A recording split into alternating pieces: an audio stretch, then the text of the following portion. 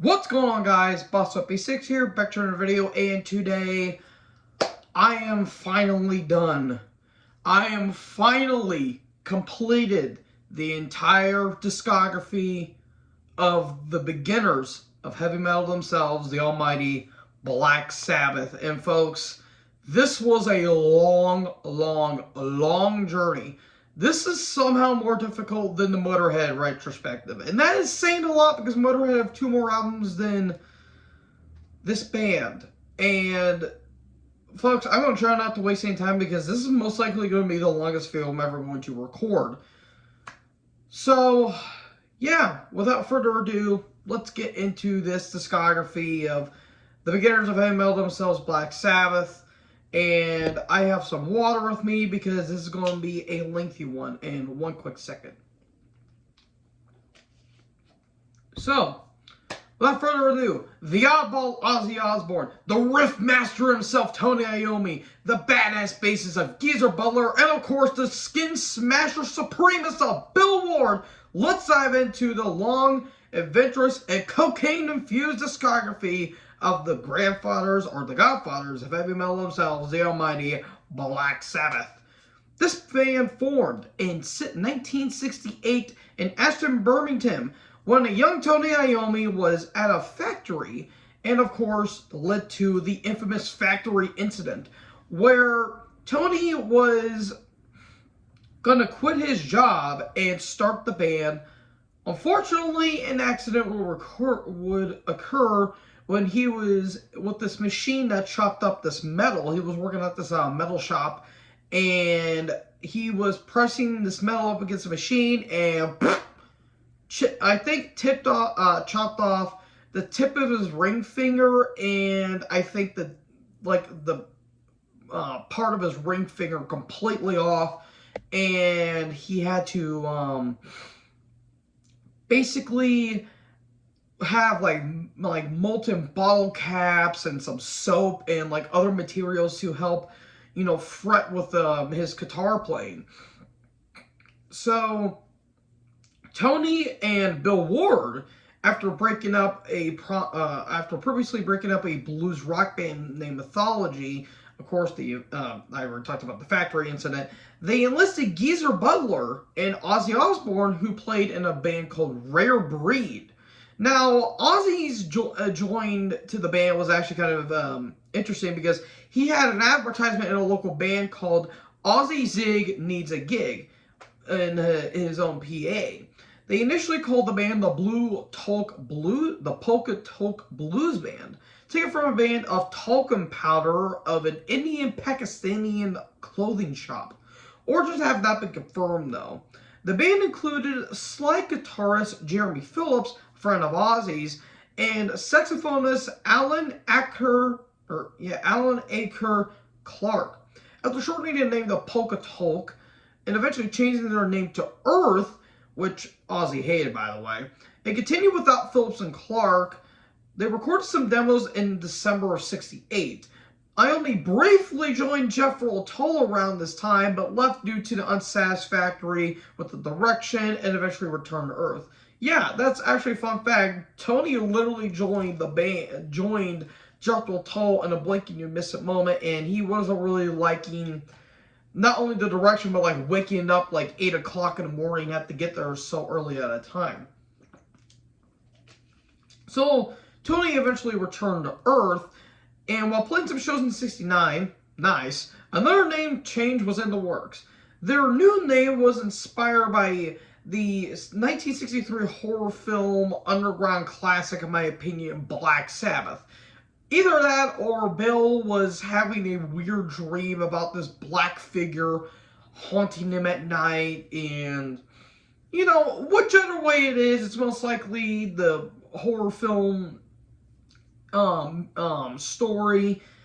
Either way, it's kind of an interesting fact. So they were signed with Philip Records in November of '69 and eventually signed with Vertigo Records. And then we get to the first album. On the day of February 13th, 1970, we would get the one that started all, the game changer, the self-titled Black Sabbath album. This is my number 7. You guys want atmosphere, you guys get atmosphere.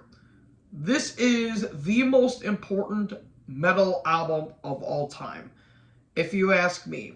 Without this, you would not get metal. This is a very, very, very, very dark record. This was insane for the 1970s. Like yes, you have Deep Purple and you have Led Zeppelin. This smokes anything that they were making at the time. Like even if this album is over 50 years old, this album still holds up pretty damn well. You have, of course, the title track, which is a doom metal fan's wet dream. It's dark, it's slow, it's somber, it's haunting. Of course, you have NIB, Behind the Wall of Sleep, Warning's another great track. The ungodly atmosphere of Sleeping Village. And of course, you have the classic The Wizard, which is one of my favorite Black Sabbath songs, because once that harmonica kicks in, I'm pretty sure my pants are already wanting to change. This album is absolutely superb. And actually, fun fact, production. This, in terms of the first album and in terms of the 70s, this is a damn good production job. This thing took 12 hours to mix. This thing was mixed and recorded in 12 hours. That's insane, because this album was literally a jam session, and you can clearly tell that this is a jam, like a jam session. And while the producer was mixing and all that stuff, the rest of the band literally went down to the pub and get drunk off their asses while this album was being produced. That's very, very, very interesting. So overall, self-titled album, the most important album in metal history, comes in at my number 7. So after this, a long stretch of time has happened. Just kidding. All of 6 months occurred. And we get to their sophomore outing. On September 18th, 1970, we get Paranoid. What to say about one of the most popular metal albums of all time, especially for a time frame like this? I'm going to get a little bit of hate for this, and I should have clarified before I started my getting into this. This list is going to turn a lot of heads with this one. I have this on my number 14. Now, don't get me wrong. This is a great album. This is a classic amongst the metal albums. To me, I really didn't have to listen to this album because it is their most popular album in terms of mainstream notoriety, in terms of culture, and in terms of everything else. You have the classic title track, which is basically the beginning of punk, because it's a very, very, very fast mid-tempo song. Great stuff. Electric Funeral, Fairies Wear Boots, The Immortal Iron Man. The 2 songs I want to talk about is Hand of Doom and War Pigs. Hand of Doom is an anti-heroin song, and it is such a great song. Like, it's very melodic at the beginning. Then once that freaking riff kicks in, it's just, it is great stuff. And of course, you have the classic War Pigs, which a lot of people really didn't like because people were thinking, oh, well, because I should have mentioned with the first album that it was all about like satanic lyrics and that classic image of the woman looking deep into your soul as this weird, creepy album artwork's lurking in the background. People were saying it was all about like satanic and about a bunch of the occult and all that stuff. And now people were pissed at the band because they were talking about war and heroin and all that stuff. Well, War Pigs is an anti-war song because this was around the Vietnam War at the same time. And originally it was entitled Walpurgis. And during actual live shows, Ozzy would continue to sing the original Walpurgis lyrics during one of his compilations in his solo career many years later. And I do want to mention one other thing. War Pigs was actually intended to be the album name, but they eventually changed it because of probably a last minute, probably due to a last minute thing by the record company.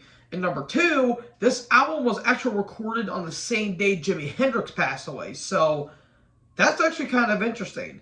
And yeah, number 14, I'm not saying I hate this album. From 18 up, I love all these albums. Except for the last 2. But yeah, this is a classic, folks. What else do I need to say about it? So this became the most successful album in the band's career, selling out arenas and in stadiums, and in February of 71, they were in the studio for a new album. Following the success of Paranoid, they were afforded more studio time along with a briefcase of cash and drugs. Because why wouldn't you? So, sorry about that, I was thirsty. So that'll lead us July 21st, 1971, we get their third studio offering, Master of Reality. I really debated on putting this at number 1, but this is my number 2. What can I say about one of the best metal albums of all time? Honestly, what can I say? This is a classic album. This is one of the best albums of all time. I was so close to putting this at number 1. You guys have no idea how close I was. Because this is basically almost a Black Sabbath greatest hits. Like, you could say that about Paranoid, but there was like one song I didn't care about, which was Planet Caravan, which I know a lot of people won't like. I just think it was just too weird for my liking. But this album is such a great stuff. I mean, from the freaking Weed anthem of Sweet Leaf, you know you're in for something, and it's such a dun dun dun dun dun dun dun dun dun. All right now. I shouldn't try to sing because I'm still sick, but I'm sorry about that. I can only do Aussie auto-tune for so long. Classic song, Lord of This World is arguably the beginning of sludge alongside of Into the Void, which is kind of the birth of the first metal chug, because it starts off very mellow at the beginning, and once that riff kicks in, oh, damn, that freaking riff's heavy. Solitude, very somber. Ozzy is very sad. And of course, you have one of my favorite Sabbath songs of all time, of Children of the Grave. And a lot of people want to say that, Black Sabbath were, part of the occult and satanic and all that stuff. After Forever is basically a Christian song. Like, it talks about being positive and going to church and all that stuff. And when it turned our audience around at the heat of a moment. So, folks, I can't really stress how much I love this album. This album is an absolute classic. I love it. It's one of my favorite albums of all time. It's my number 2. So following the Master of Reality tour, they took a 3-year break, and Ward explained, "We started to become tired and fatigued. On the road, not so constantly touring, and, that's fair enough. I mean, you're going to eventually suffer fatigue, and all that stuff." Actually, not a 3-year break. I think it was like a 3-month break, I want to say.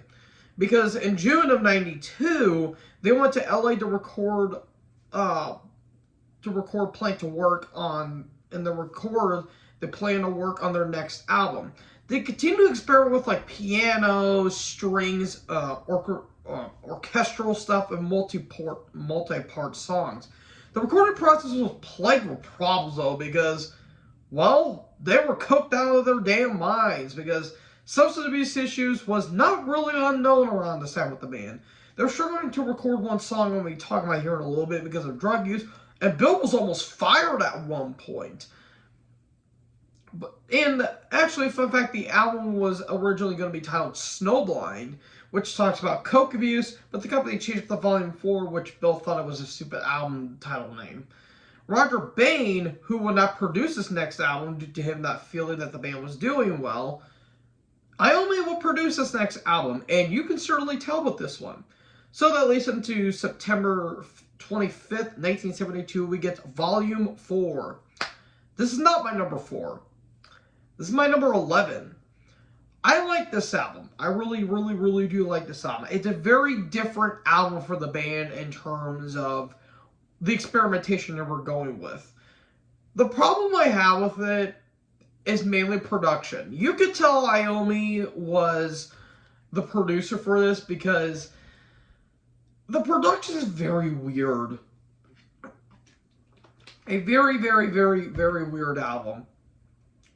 You can tell that you can obviously tell that band member changed the knobs because there are times where the drums sound really loud, but the freaking snare sounds small. Like, this is a very small snare, and it feels like Ward is basically playing in the hallway that's like way down there, and everyone else is like right here, and Bill's all the way down the hall, which is very strange. And there are times where Ozzy sounds good, but he also sounds a little bit muffled at some points. But this is a damn good album, folks. Like, Supernaut, Snowblind, Wheels of Confusion, where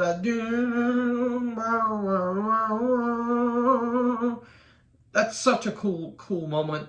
Tomorrow's Dream, Laguna Sunrise is very pretty. Changes talks about Bill's divorce, which is a really, really good song.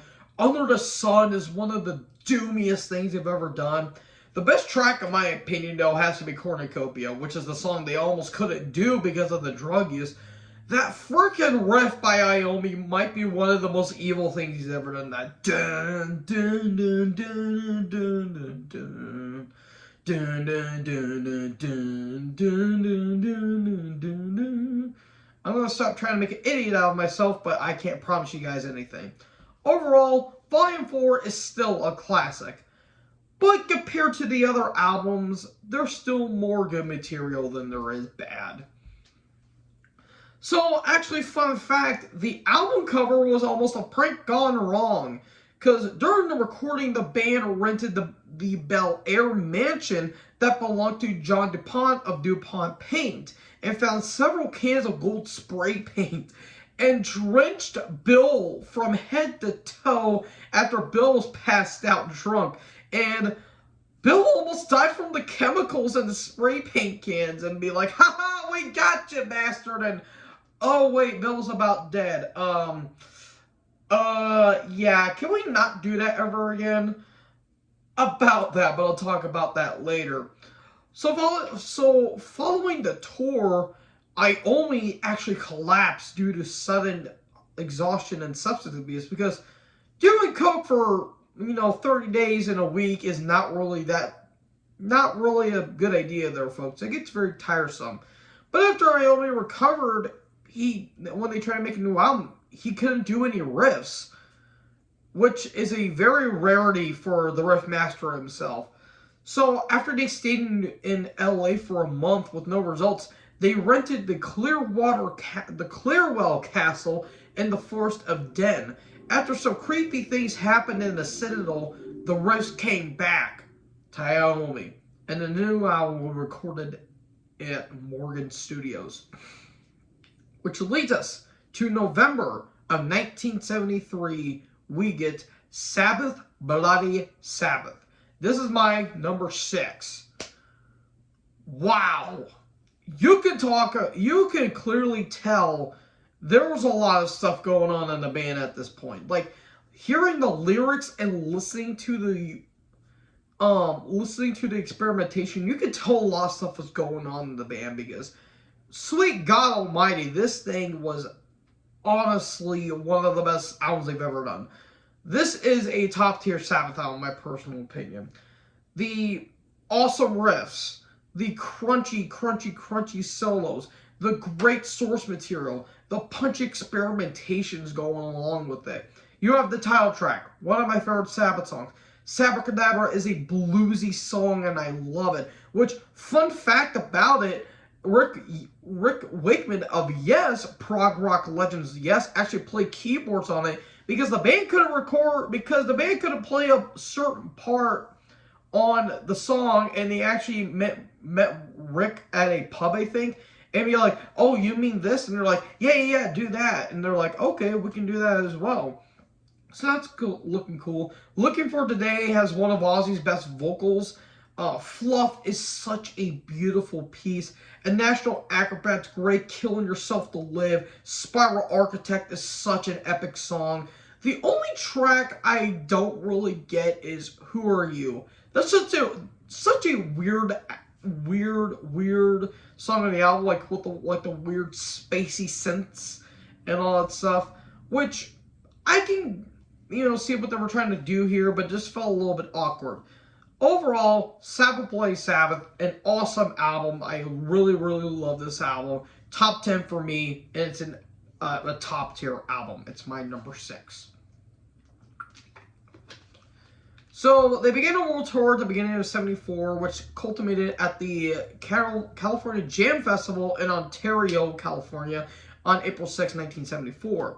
Alongside popular 70s rock and pop bands like Deep Purple, The Eagles, Emerson, Lake and Palmer, Rare Earth Seagulls, and Crofts, Black Oak, Arkansas, and Earth, Wind, and Fire in that same year, they shifted their management towards the infamous Don Arden, which caused a contract dispute with former management, and while on stage in the sets, Ozzy was handed a subpoena that led to 2 years of litigation. They began working on their 6th album in February of '75.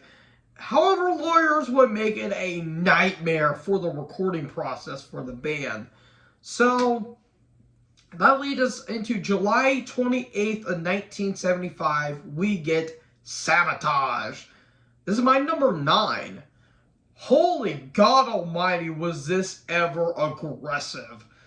I like how it's not really a metal album and it's a just straightforward, aggressive hard rock album. And I really love that. Like, you have some of the best stuff that the band's ever done. And the newfound aggression with the management, where they were literally like walking in with lawyers every time they record, and Bill on the phone with lawyers. Bill, or I think it was either Bill or Ozzy saying it felt like it took like 100 years for this album to come out.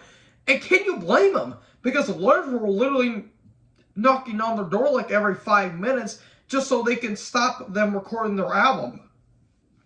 Apologies, folks. But then it's time for making a pretty kick-ass album. I mean, Hole in the Sky, Megalomania, which is the longest track they've ever done at nearly 10 minutes. The Writ, which is one of the few Ozzy songs they actually wrote for the band. Through It All is pretty good. U.S. Symphony of the Universe. I mean, probably the first ever thrash song ever recorded. And I even like how during the more mellow parts, Ozzy's still being aggressive. And this is by far Ozzy's best vocal delivery he's ever done. Like, this is the best that Ozzy has ever sounded, because he sounded intense on this album. And can you blame him? The entire band was pissed because they kept getting stopped like every 5 minutes. The only track I don't like is Super Czar. I didn't get it. I just didn't get it. I think it was just too weird for my liking, and Am I Going Insane was just meh, in all honesty, but top to bottom, this is a really damn good album. I wanted to put this a little bit higher, but there were some albums I think are a little bit better.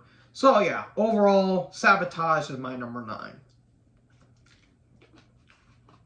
So during the tour in support of this album, with Kiss as the opening act, Ozzy unfortunately got into a motorcycle accident and ruptured a muscle in his back in November of '97. Not 97, Jesus Christ. I don't know why I keep doing that. Of '75. And the tour unfortunately got cut short. The following month, though, a greatest hits compilation called We Sold Our Soul for Rock and Roll came out. They began working on a new album at Criteria Studios in Miami in June of '76. However, during recording the new album, Ozzy would unfortunately lose his interest in the band and be admitted to Stafford County Asylum in Britain. And this is where the turn began, because on September 25th, 1976, we get Technical Ecstasy. Want to talk about a turnaround in a band? Look no further than this period. Because I should have mentioned that problems were really starting to kind of, they were starting to have some tensions on Sabbath Blaze Sabbath. Didn't help with Sabotage. This is where the creative point really hit the mark. This gets a really bad reputation. And I did put this at number 16. With that being said, though, I'm going to raise a few eyebrows. I enjoy this album for what it is more than actually what it was. Because, yes, this is more of a weird rock album more than a, traditional Sabbath album. And in all honesty, it feels like a Van Halen album in some ways more than a Black Sabbath album. And it'll eventually sound more like a Van Halen on the next album I'm going to listen to. But there are some interesting songs I do like. I do like Backstreet Kids, which has a very cool gallop, like an Iron Maiden-like gallop, which is pretty cool. It's Alright features, which actually has Bill Ward on vocals. It actually sounds pretty damn good. And it actually features Brian May of Queen, where, Brian and Tony were obviously great friends at this point. Dirty Women is an absolute great song. You Won't Change Me, probably probably the best song in this entire album. It's a little more doomy, a little more progressive in some ways. The one song that a lot of people don't like is Rock and Roll Doctor. I like it instrumentally, but lyrically it's a bit dumb. And you could say that about this entire album. Like, this album is an incoherent mess, but an enjoyable incoherent mess. Like, this really felt like a Queen album for the time. And looking back on it, I feel like it gets a lot more hate than it actually should. Because there's some enjoyable material here. I mean, the live version of Dirty Women is an absolute classic and an absolute banger. And actually, fun fact, the song Dirty Women was actually talked about when Geezer was going around, I think, Miami or LA, and he's like, look at all these hoes. I'm going to write a song about them. Dirty Women. Yeah. So, take that for what it is. So, overall, Technical Ecstasy, a incoherent, a very messy rock album, but an enjoyable one. As a Sabbath album, it's not great, but as a solid rock album, I think it's alright. Pun unintended, of course. So, yeah, my number 16. So in late 77, while rehearsal for their next album, and just before the band was going to enter the studio, Ozzy quit. And he was really starting to get fed up with the band at this point. Enter Dave Walker as Savoy Brown, and eventually Fleetwood Mac. Walker was fronting a band at the time named Mistress, but flew to Britain from California to help write material, and even did a live performance with the band. Walker did recall meeting Ozzy in a pub, and Ozzy saying that the last Sabbath albums were depressing and was doing it just to get out of the record company. And can you really blame him? Not really. Ozzy initially wanted to start a solo project, but he eventually had a change of heart and rejoined Sabbath. He didn't want to sing any of the Walker tracks, so the band spent 5 months at Sounds Interchange Studios in Toronto, Ontario, Canada, because it was cheaper there. So that leads us into September 29th, 1978, we get Never Say Die. Oh, the irony. The last album with Ozzy of the 70s, and the last album that Ozzy would be with for the next 4 decades, basically. I had this at number 18. This was a very, very, very watered-down version of Technical Ecstasy. You could tell the band was not into this album. Not to mention the album artwork's pretty bad. It's a very bad album artwork. There's some okay stuff on here. And actually, the Dave Walker demos is actually still on YouTube that you can actually listen to. And they actually sound really damn good. There's some good tracks, though. I do like Shockwave's pretty cool. Junior's Eyes, which talks about Ozzy's dad. That's a pretty good song. I do like the title track's a very upbeat opener. Johnny Blade's an absolute badass song. It's a full-on boss mode. Like, how can you not like that song? Overall, not really a great album. It's by far the second worst Ozzy album, in my personal opinion. So, overall, Never Say Die is number 18. So, they were opening for Van Halen in 78. Tensions came to a boil when recording a new album, and Ozzy flat out refused to do anything. And yes, you could blame Coke and alcohol played a big part of this, but Iommi's only options were either to fire Ozzy or break up the band. And so Iommi decided to can Ozzy. But doing it through Bill Ward, because he's like, Bill, tell Ozzy he's fired. Class act there, Tony.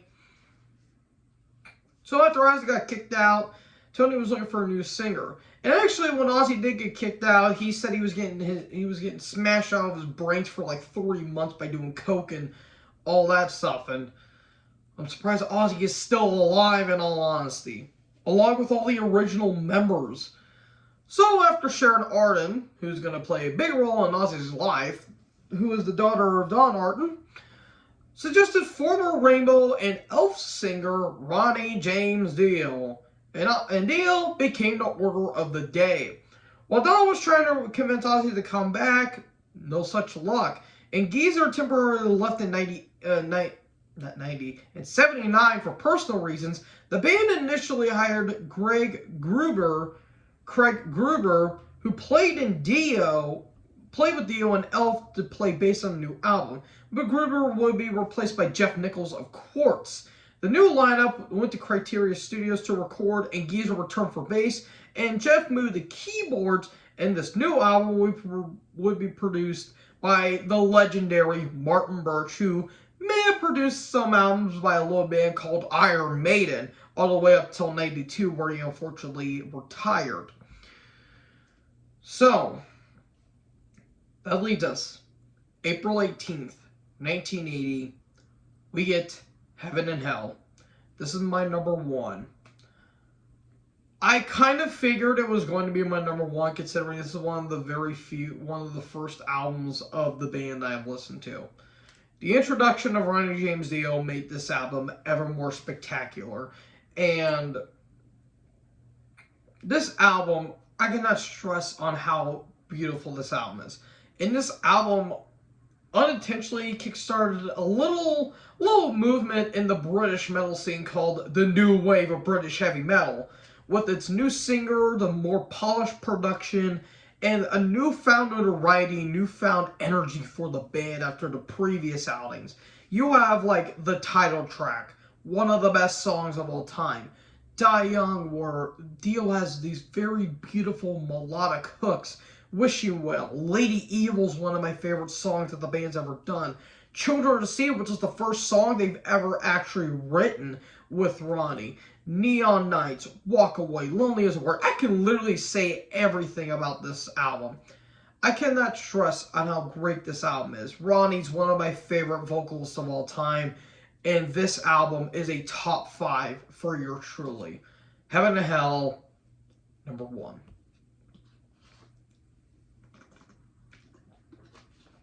So this album was praised by fans and critics alike, aside from Ozzy, because Ozzy did not like this album because he claimed to say the band's dead, the band sound great, but the new vocalist is irrelevant and invalid. Okay, sidebar here for a second. I'm going to say this, and this only. Ozzy has and never will be Black Sabbath. Ozzy will and will never be a metal vocalist, because I'm going to mention this when I talk about another album here in a little bit. Ozzy's more of a blues vocalist than anything of a metal vocalist. Just listen, hear me out. Listen to War Pigs. Listen to Evil Woman. Listen to Rock and Roll Doctor. Listen to any Ozzy album and any Ozzy track, and tell me he's not a blues vocalist. I rest my case here. On the Sabbath side, Sabbath has and always been Tony Iommi. He found the band, he started the band, he has been with the band, and he will always be the band. Doesn't matter who's playing keyboards, who's playing drums, bass, guitars, vocals. Iommi is Sabbath. Case closed. Now that I'm off my sidebar here, yeah, Ozzy decided to be a little bit insecure, and literally when Randy Rhoads, who Ozzy found, by the way, for his solo act, they literally looked at the minute-by-minute charts and saw that the Heaven to Hell album was climbing on top. Ozzy lashed out, calling it that Sabbath is dead and all that stuff. And he literally went out of his way to hire a literal midget just so the midget can, like, praise him and kiss his feet and all that stuff, call him Ronnie, and hang the dwarf on live stage or something like that. Way to go, way to go, Ozzy. And Ronnie, let's just say, had a little more than a kind of word to say about Ozzy. Just look him up on YouTube if you can.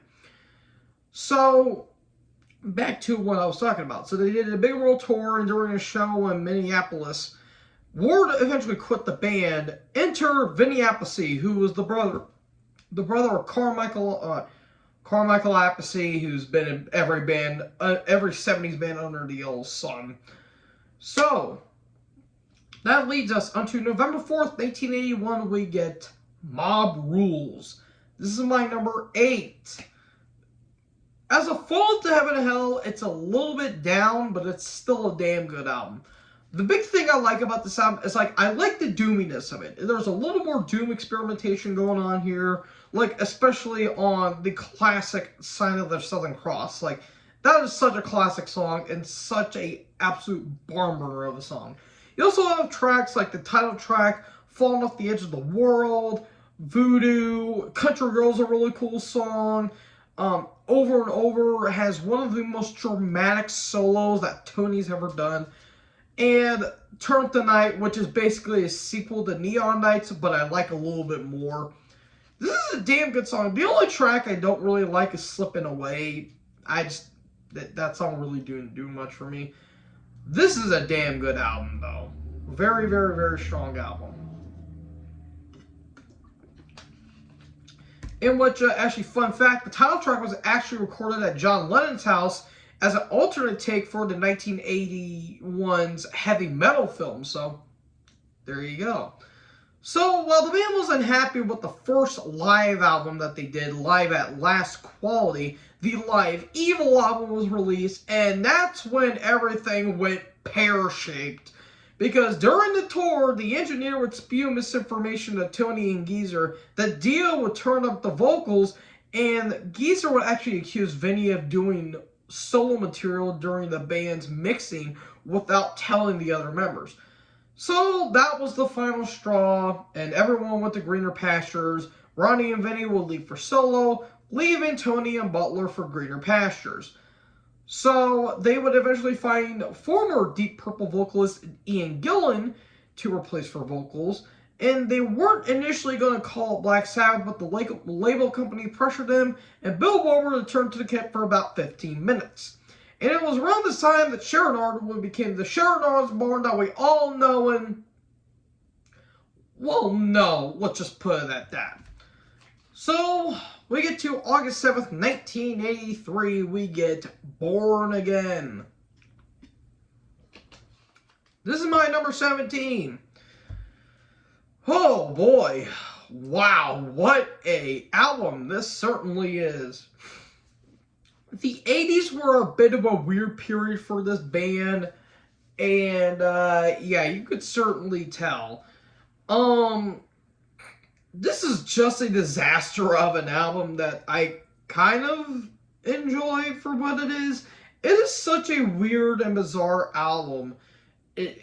Like, everything from the production to the what the hell are you smoking album cover, like, this thing is such a weird album. Like, Ian being in the band feels odd. Like, he does a solid job, even though I'm not a big fan of his vocals. He does hit some Rob Halford like screams, But at the other times where he just sounds subdued and he sounds like he doesn't want to be there.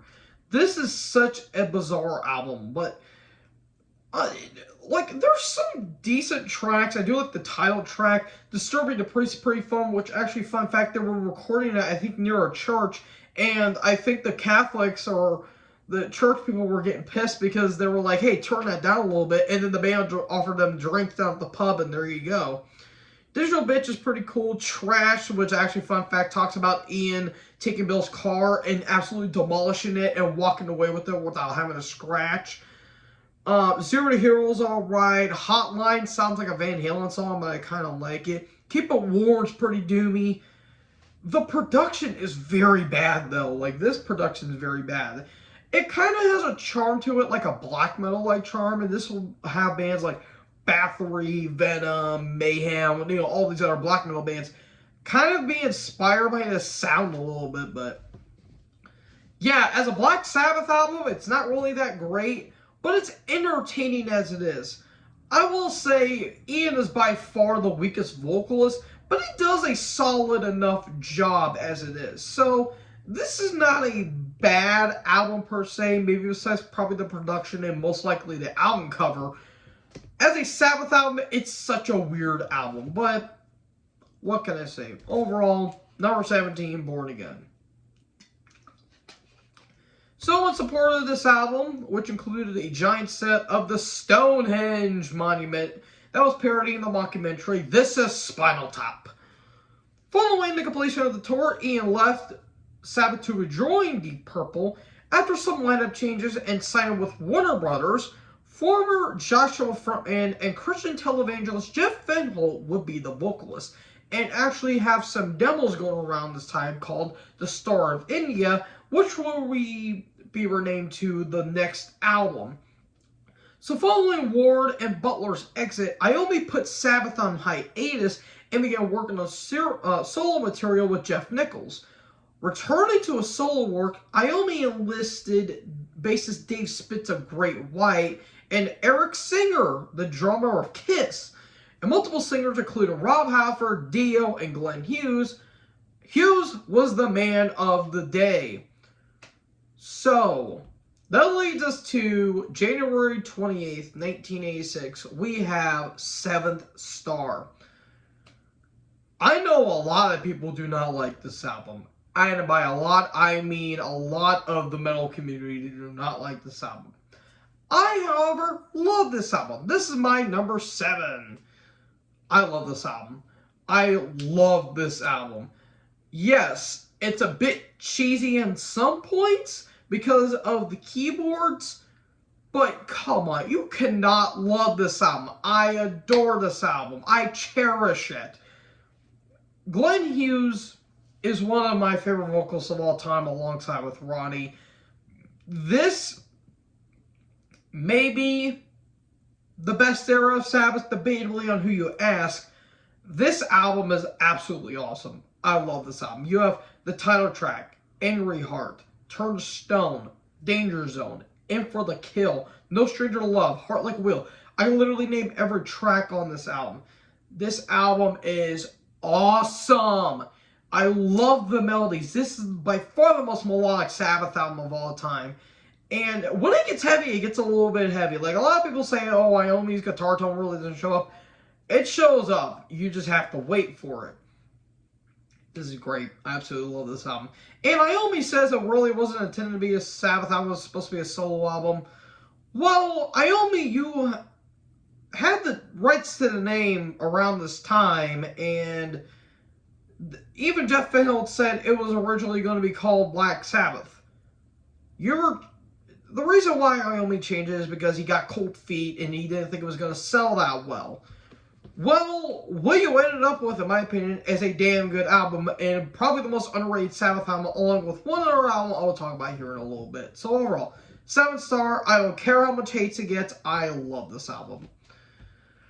So, yeah, fans and critics were not too kind to this album, and they were preparing a world tour. However, just 4 days before the tour, he was got into a bar fight with the production manager and broke Glenn's orbital bone, where Glenn even said that he couldn't sing because his throat was caked with dry blood, which, yeah, I mean, I've never had my nose broken before, but I know what it's like to have a nosebleed and eventually it goes down there.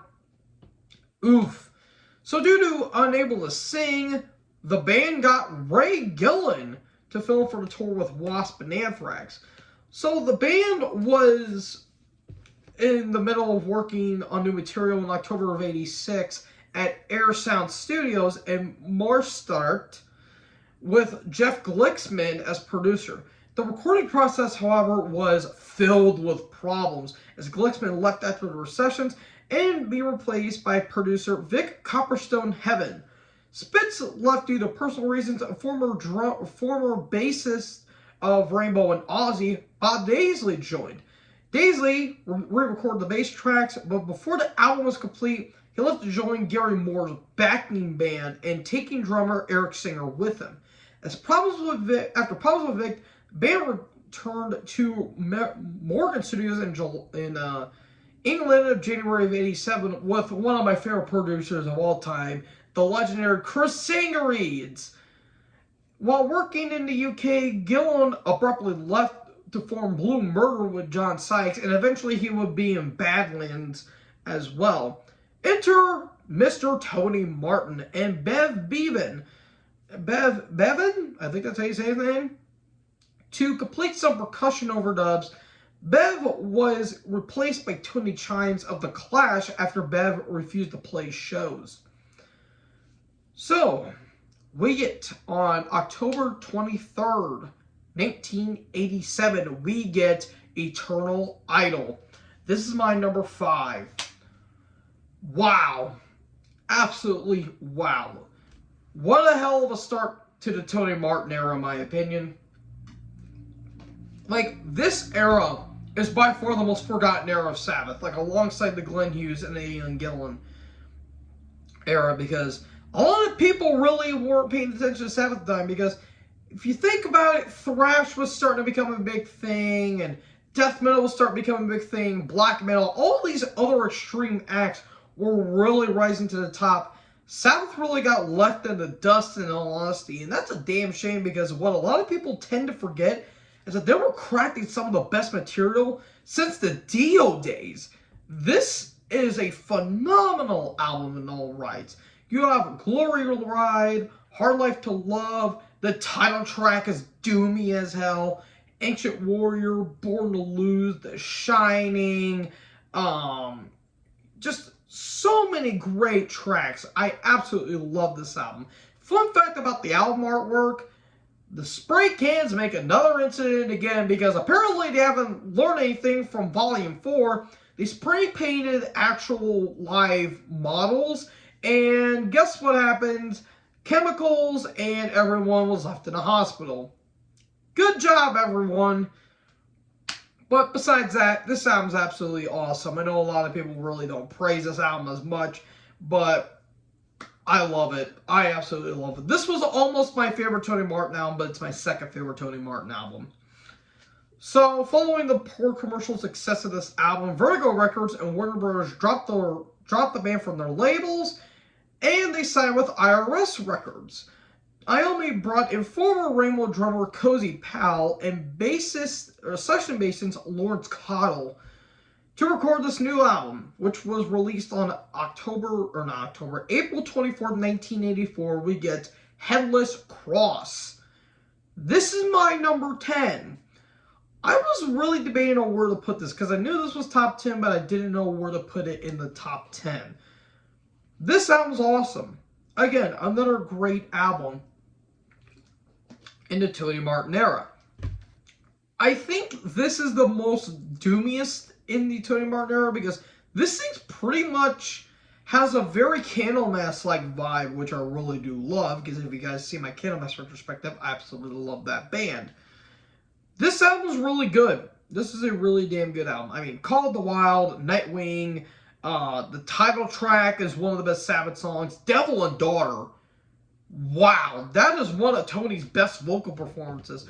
Black Moon's really good. With Death Calls, features yet another appearance from Brian May, and that might be his best solo he's ever done, and that's including his stuff in Queen. The leads trade-off with him and Tony are just absolutely superb. So yeah, this is an absolutely amazing album. I absolutely love this album. The only song I really didn't like is Kill in the Spirit World. It's not that I hate that song, it just didn't really click with me. But this is the absolutely killer album. But unfortunately, it didn't really sell that well. So the tour was unsuccessful. Bassist Neil Murray would join the band around this time, and this new album would not be a concept album, but talk about Norse mythology. So, we get to August 20th, 1990, we would get Tear. This is my number 4. Wow. Absolutely wow. Like, I have legit no words to describe how absolutely amazing this album is. This album is the most adventurous, the most keyboard-driven album, and one of the most epic albums, if not the most epic album that Sabbath has ever done. It most likely is. This album is so ambitious for all the right reasons, except for one song. Feels Good to Me should not be on the album. I said it. That's it. Just no. No, I don't like that song. Even the ballad builds up a little bit. That's about it. This album is absolutely smart. Like, you have Enno Mundi, then you have The Lawmaker, Jerusalem, the epic trilogy of the Battle of Tyr, Odin's Court, and Valhalla, Heaven and Black. But you have probably, in my opinion, the best Tony Martin song ever, and that is the savage, doomy as hell, The Sabbath Stones. My favorite Tony Martin song ever. That is just an epic song. Very melodic at the beginning, and it gets so doomy. It's so doomy. Like, I legit have the chorus stuck in my head whenever I think about it. The Seer of Light, the kingdom of God will find you, keeper of a headless heart. Oh, see, that chorus gets stuck in my head. I literally cannot stop getting it out of my head. The only complaint I have is that this and Headless Cross are not on Spotify. Put them on Spotify, damn it. Ugh, that's like the only complaint I have. But besides that, this album's awesome. It's my favorite Tony Martin era album. But unfortunately, though, this did not last long. This relationship did not last long because in support of this album, alongside touring with Circus of Power, again, shows were canceled because of poor ticket sales. Meanwhile, over on the Shield sorting thing, Dio was doing the Lock Up the Wolves tour, and a familiar face appeared when Geezer Butler decided to go on a little nostalgia trip and decided to join Ronnie on stage. So after the show, both were interested in reuniting with the band. Geezer convinced Tony, who in turn broke up his current lineup, dismissing Martin and Neil Murray. Class act there, Tony. But we all knew that Sabbath was going to reunite at some point. So, Dio and Geezer joined Iommi and Cozy in August of 1990 to work on new material. While rehearsing in November, Cozy broke his pelvis after his horse died on top of him. Oof, that's rough. Ouch. So, due to unable to play on the album, Vinny rejoins. And that really gave Dio a lot of comfortability because he always felt comfortable with Vinny playing when he was on an album. However, the album was complicated due to a lot of tension and communication issues, with Dio flat out refusing to do any vocal takes for months. Actually, Mr. Martin actually got brought up to do recordings, but eventually, after he did the recordings, the record label didn't release anything, and there are still demos out here to this day with Tony Martin recording the new album, and they actually almost try to screw over Polydor, which was Tony Martin's solo record label, and that's a whole other mess for a whole nother day. But we eventually did get to the album, which was on June 22nd, 1992, we get Dehumanizer. This is my number 3. Wow. I have no words to describe it. This is basically where Dio shifted from the sword-wielding savagery for science fiction. And this was going to be around the time where he actually explored a little bit more when he talks about one of the most underrated albums of the 90s, Anger Machines, later on in the decade. This album is absolutely awesome. I love this album. This is by far the heaviest Sabbath album, and Tony's guitar tone is crunchy. Crunchy. I mean, the opening riff on Computer God. Need I say more? Letters from Earth, TV Crimes, Time Machine, Buried Alive, After All the Dead, Master of Insanity, Sins of the Father, just so many killer songs. And in all honesty, it really wasn't supposed to be Ronnie's album, but this is such a superb outing from one of my favorite vocalists of all time, from Ronnie. But unfortunately, the lovin' did not last long, because the Dehumanizer tour consisted of Prong, Testament, Exodus, and Danzig as supporting acts, which, that's a hell of an album tour if you ask me. While on tour, Ozzy would announce his first retirement, and invited Sabbath to open for a solo act at the final shows on his No More Tours tour. Everyone but Ronnie would agree, and Ronnie would leave. I don't blame him. Can you blame Ronnie? He lashed out. He would call Ozzy literally everything under the yellow sun. Can you blame Ronnie? In all honesty. So Rob Halford would actually join for live shows, which those actually happen, and I'm sorry, they are not good in the slightest.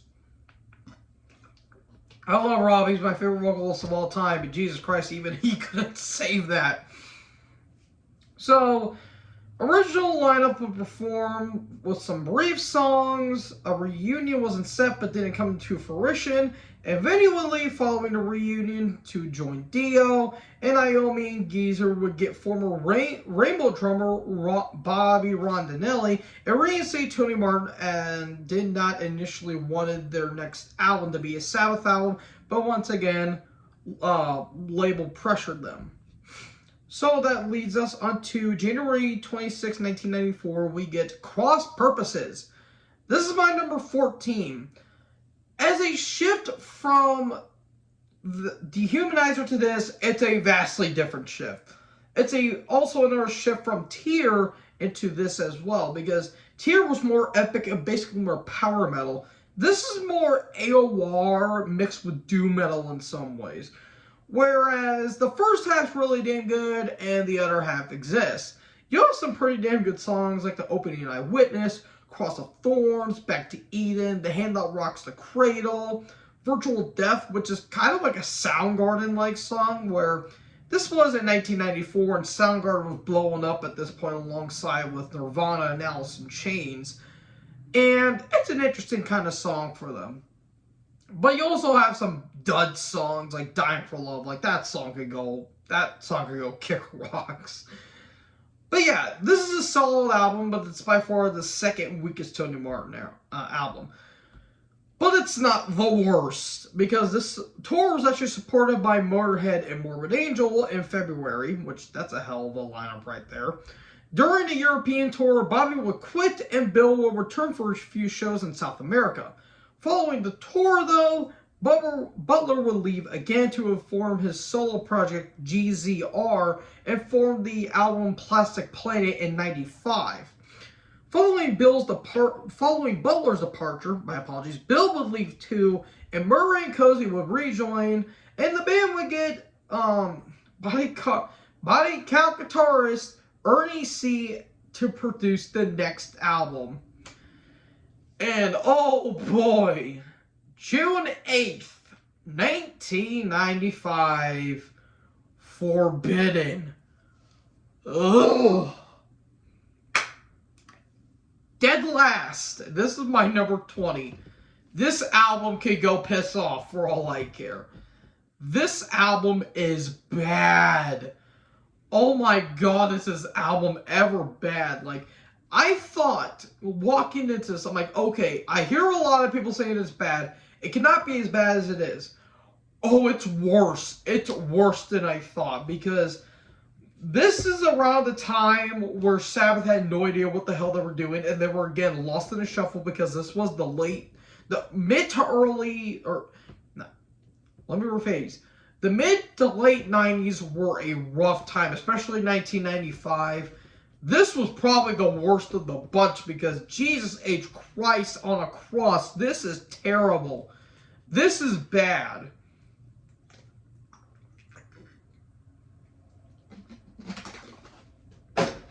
Sorry, I was thirsty. This was bad. This was a bad album, folks. This is a terrible album. It's up there with one of the worst metal albums of all time, and I can certainly see why. I love Ice-T. Don't get me wrong. I love Ice-T. Him as Finn in SVU and Law & Order SVU, I absolutely love. And I love some of his body count stuff. His collaborations are very hit and miss. This and the 6 Feet Under collaborations are some of the worst collaborations in metal. His collaboration with Megadeth on their latest album was actually pretty damn good. This was bad. Like, Tony trying to rap is so cringy, it makes white people look normal. It makes white rap look normal. It is so meta and so edgy that it's cringy. Like, there's like 3 tracks that are okay at best and unlistenable at worst. Like, Rusty Angel's okay, Forbidden is okay, Kiss of Death is fine. This album has nothing going for it, and it's really kind of botched Sabbath's reputation. But then again, it was the late 90s, and they really couldn't do much afterwards. So the band embarked on a world tour in July with Motorhead and Tiamat, but 2 months into the tour, Cozy left due to health issues, and Bobby would return to the kit. After some Asian dates, the band would be put on hiatus, and Iommi did some solo material, including the 1996 DEP sessions that would be released in 2004. In 1997, Iommi disbanded the current lineup to reunite with Ozzy and the original lineup. IRS Records released a compilation called The Sabbath Stones. In summer of 1997, the original lineup, Iommi, Butler, and Ozzy reunited to co-headline an Ozfest with Ozzy solo. Mike Borden filled in for Ward in December of 97. Bill rejoined the group, marketing the reunion since Ozzy's first retirement show, which led to the Reunion Live album in 98. The band would receive their first Grammy in 2000, I think, for either the Iron Man single that was released in Paranoid, or Psycho Man, that was one of the 2 songs that they were recording. So, shortly after a European tour, Ward unfortunately suffered a heart attack, and Vinny would replace for the tour. Ward would return for a U.S. tour with Pantera opening. Following this, the band was put on a hiatus again, with members working on solo material. Ozzy will release Down to Earth in 2001. Iommi will put out his solo album, Iommi, in 2000. The band returned to the studio with Rick Rubin as producer to record some material, but Ozzy wanted to continue to do solo. And actually, fun fact about those songs, from what I've heard and what Iommi has told, the tracks were even solid to great, but unfortunately, Ozzy wanted to continue to do solo stuff. And it was around this time that the Osbourne reality show was made in 2002, and the live album Past Lives was released. In November of 2005, the band was inducted into the UK Rock and Roll Hall of Fame and inducted into the US Rock and Roll Hall of Fame in 2006, where Metallica played Hole in the Sky and Iron Man at the ceremony. While Ozzy went on to work on solo stuff in 2006, Rhino Records released Black Sabbath, The Dio Years, and eventually that solo album that Ozzy would release is Black Rain, by the way, in 2007. And Dio Years was a compilation that called Iommi, Dio, Butler, and Vinny to write new songs as Black Sabbath. After recording 3 songs, Ear on the Wall, Shadow in the Wind, and The Devil Cried, they were not only pleased, but the fans were pleased as well, with results of a world tour was in progress. They were originally going to have this new album under the Black Sabbath name, but after some trademark battling, that again, Iommi had the rights to the name Black Sabbath in '86 and probably just said, Ozzy, screw it, you can do whatever you want. They decided to call themselves Heaven and Hell. After touring in the US with Machine Head and Megadeth and participating in the Metal Masters tour along with Judas Priest, Testament, and Motorhead, they went into the recording studio. And they did. On April 28th, 2009, we get The Devil You Know. This is my number 13. I really wanted to put this higher, but I unfortunately couldn't. This album is probably the heaviest album that all of these guys have done. This thing is evil, dark, and atmospheric as hell. Like, I haven't heard this much atmosphere on a Black Sabbath album since the self-titled. And a lot of people wonder why I included this. It's basically a Black Sabbath album under a different name. So, there you go. I'm just saying it right here, right now. If this was released on the Black Sabbath album, a lot of people would have probably bought this album more. But this album is absolutely monstrous.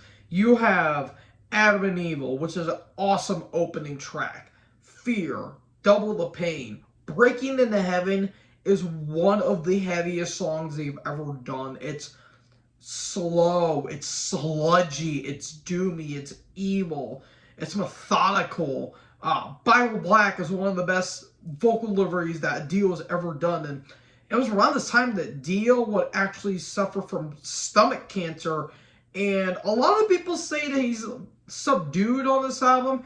He is, but he still puts on a hell of a performance even though he was aging at this point.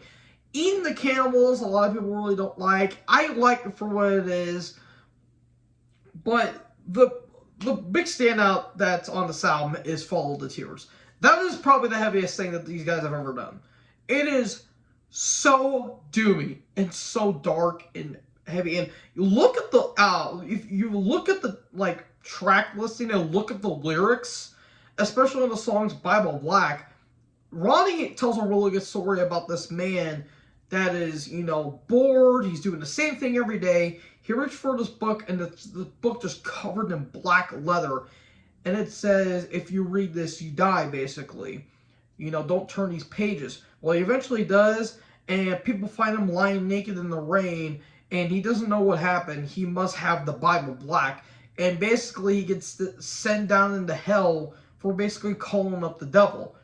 That is a hell of a story right there. And this is where it gets a little bit biblical in some points, which I don't really mind. I actually really like that. And it just goes to show you how much of a genius Ryan James Dio is. So yeah, Devil You Know is number 13 for me. So after this album was shelved out, everything but Ozfest closed up shop. The record was selling, people were happy to see this play on tour. And well, as we all know, not everything goes the way we want it to go. It was all going a bit too well. Because after receiving the Golden Hammer nomination in 2010, Ronnie James Dio wanted to unfortunately surpass to stomach cancer May 16, 2010, and he is still missed. More like Lemmy's recent death, this really shook up the metal world. And it's such a damn shame that Ronnie is no longer with us. If he was still alive, I don't think he would be making more music. He would have retired, but that is still kind of sad to hear that Ronnie is no longer with us. Rest in peace, you magical metal man. So rumors of an original lineup reunion was in the works, but they did get shut down. However, in late 2011, the original lineup were planning to make a new album with a full tour in 2012. However, I only find out he was also diagnosed with lymphoma. But since he's the Iron Man that he is, he beat the cancer, and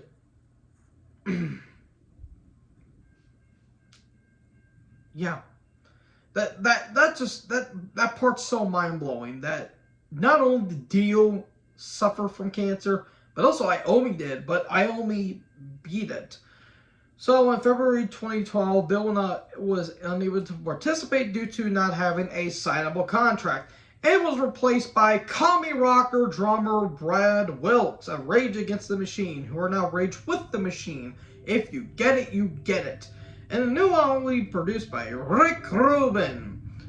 So that leads us into June 7th, 2013. We have 13. I do want to say one thing really quick. I know a lot of people like this album. I know a lot of people say this was a great final album. This is not to me. This is my number 19. This album's not good. I'm sorry, this album's not good. This album is 13 years too late. This was released when it was going to in 2001. I don't think this album would have been as bad as I thought it was. This is not a good album, folks. This album is a bore fest. An absolute bore fest, to say the least. This album is just not really that good. Like, no one cared. I felt like no one wanted to do anything. Like, felt like Iommi was just kind of doing it just for the sake of doing it. Ozzy sounds like he could be anywhere else. Brad Wilkes sucked on the kit, but he's a Rage Against the Machine drummer, so there you go. And Geezer tried, but I feel like no one put any energy or any motive into it. Like, I feel like Iommi was just doing this so that way every Ozzy fanboy can shut up. But this album is not good, and the whole Bill Ward thing's so full of crap that he literally, if he was going to be on tour, he would receive nothing more of a pocket change, which is complete bullshit.